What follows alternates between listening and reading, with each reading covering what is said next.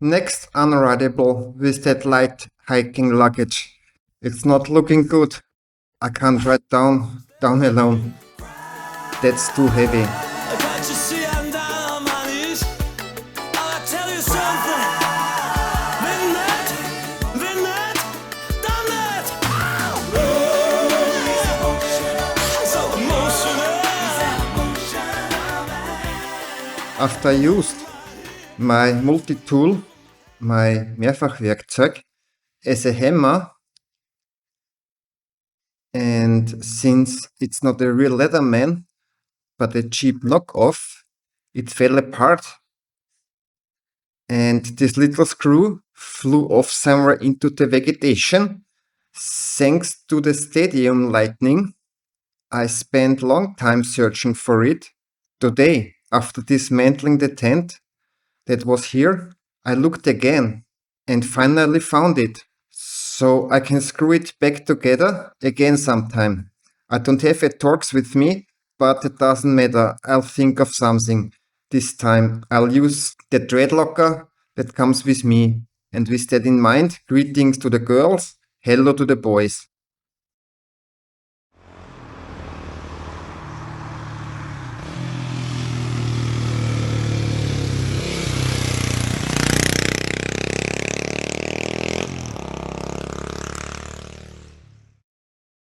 After the day got off to a very positive start, namely with the finding the screw from my multi-tool, I wanted to take another exterior shot in this curve. And look that, even from Kawasaki, Japanese steel is obviously not the best. Of course, the stand is now bent forward, so I have to think about finding someone to bend it back and weld it on. It doesn't really surprise me. I've given the rear shock absorber almost 5 cm more suspension travel.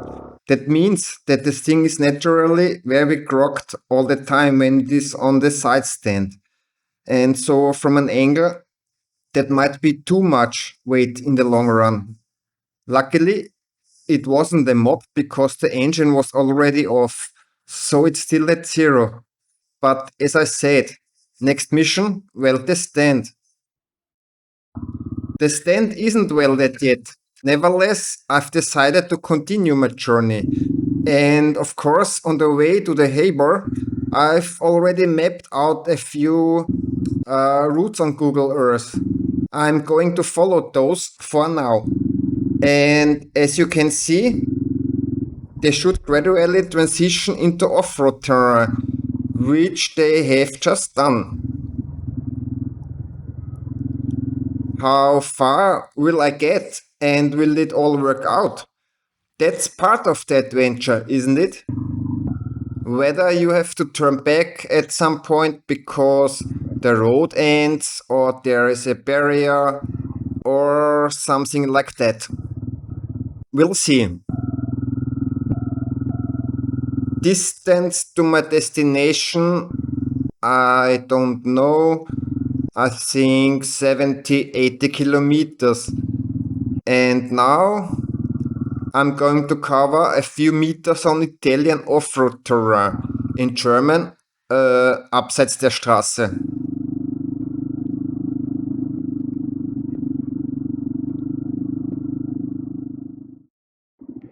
Yeah, it starts off really intensely right away.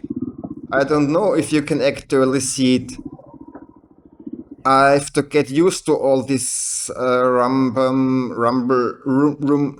now.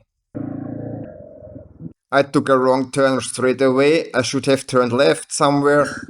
Now we can go all the way back with the weight on the back. So I'll turn around and leave the filming for now. I need to get used to riding. There's supposed to be a path there, but it's definitely not rideable for me right now. And now I've actually taken my first mop.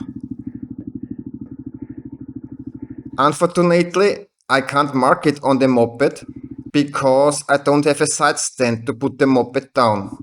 quick with it as I am, I found more alternative routes, or one alternative route, which is the orange, this pink line. Maybe that will work. Otherwise, it will be concrete again. So let's see. The road looks a bit better now. At least there are some really nice double tracks to be seen. And there have been a few really tough starts. As I said, with light luggage, to start it violently, it wasn't the plan, but there's no changing it now. Now it's what it is, and with momentum and knowing that it often works, I'll just keep going, riding technique wise. I just have to make sure that I have that little power available in case of an emergency. Now it's going downhill a bit, and everything is swaying quite a bit at the back. Even tough, the steering tempo is doing its best. But the inertia is still there. And we'll see how it turns out. It will probably take a little longer until I'm back somewhere where there is civilization. Right, I'll film down there. You can probably see the knobby mark.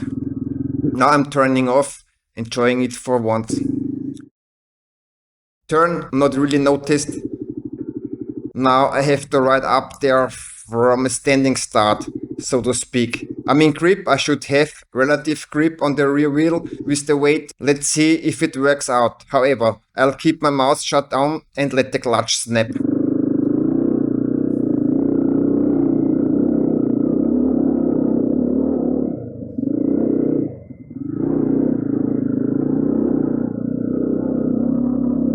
Yeah, that wasn't so difficult after all. Now comes the next bend. Luckily, I still have enough air in the front tire. Or to put it in another way, I had 2.5 bar from riding on the road. I let a little bit out, but purely in terms of feel, it's currently 10 bar. It bounces from one stone to the next.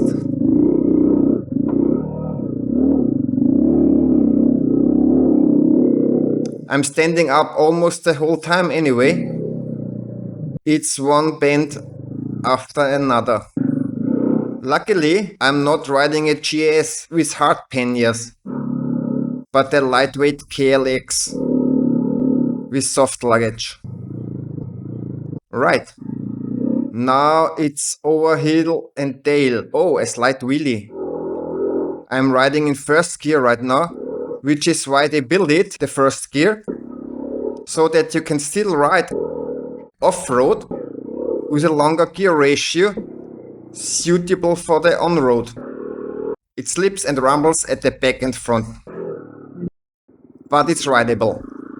The speed, the average speed is definitely dropping quite a bit now. Now it says 15 km/h. Yeah, that was an introduction to riding off-road that I hadn't expected at all. Now at 600, almost 650 meters above sea level, and I think I have to turn left. And suddenly we have a really nice graded connection road. You could almost say it's asphalt again. Yeah, after 1500 kilometers of concrete riding and tight corners in hang-off or supermoto style, suddenly then into difficult terrain, relatively difficult. Yeah, not that unintense. I didn't film at the very beginning, but with momentum it's going. And honestly, I don't want to sound clever, but when you've been riding off-road for a while, it's incredibly helpful to get through one or two passages and not give up, because most of the time you can do it anyway. Now I've gotten a little more used to the light pack, and of course it can get only better from here. Yes, but I think I'm almost wrong. Yeah, if you can't tell the difference between left and right, you might end up doing a few extra meters. Luckily, I figured it out. And as I said, the path is basically the same, just in the other direction. After what feels like 100 meters on this beautiful white gravel, the going gets tough again. Just like before. It's more fun to ride, but it's also a bit more dangerous.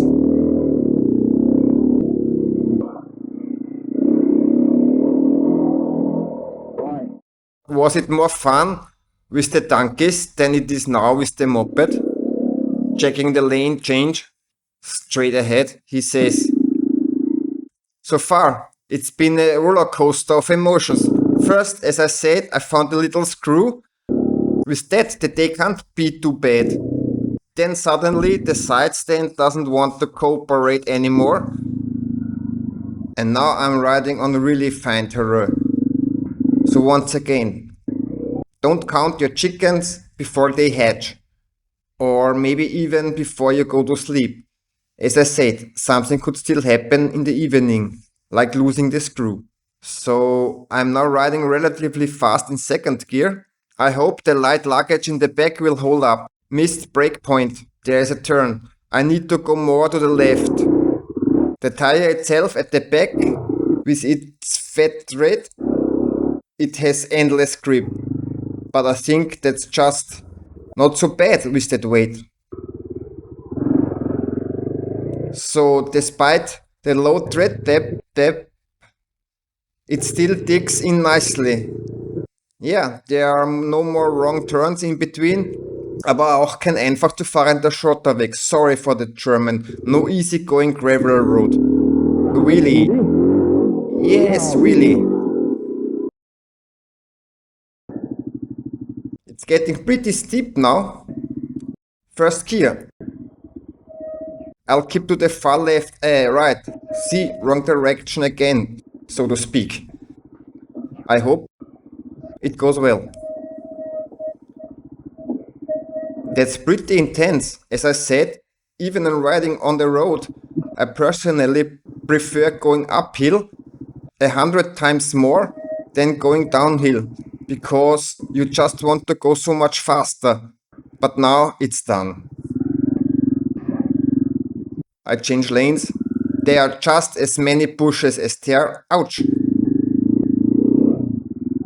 And another thing done. It will be, as I said, the second tick by time. Not right now. It's going uphill again. I didn't make it. Going up there now is too intense for me. It's also steep for a while. It's definitely more fun with an ultralight slash sports orientated off-road moped like the EXCWR and that like. But not for me anymore. There's a turn off down there anyway. I'll take that. I hope it's get a bit better from there. Otherwise, you'll find your way back to easier terrain somewhere, or maybe even asphalt again. That was about 450 kilometers. I'm so done. In reality, it was probably 4.5 kilometers. Now, theoretically, we continue to the left. The Radicala or something like that. There's a mud hole up ahead. Maybe I can get around it nicely. Now I see what I'm deciding on. Left is better than right. Although sometimes right isn't bad either. Get up, straighten your crown, and carry on. It looks bad down there. I think I'll sign up for Erzberg next year.